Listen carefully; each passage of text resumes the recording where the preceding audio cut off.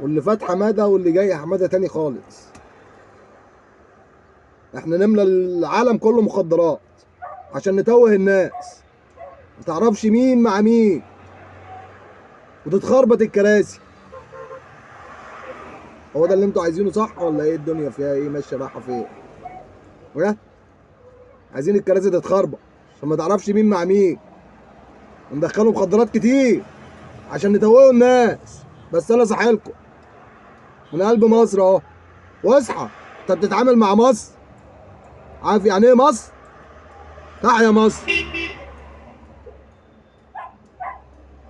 وخليك في صفي عشان بصفي. من قلب مصر هنا ام الدنيا، ام الدنيا. تحيا مصر.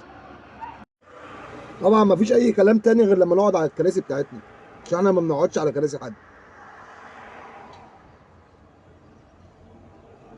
ربنا اسمه الحق، واحنا مع الله. والتاريخ اللي اتكتب في مصر بأيادي مصرية 100%.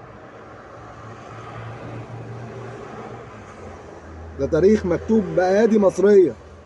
التاريخ اللي معمول ده بأيادي مصرية 100%. يعني محدش ليه أي حاجة، حباية رمل في قلب مصر، غير طبعا المصريين.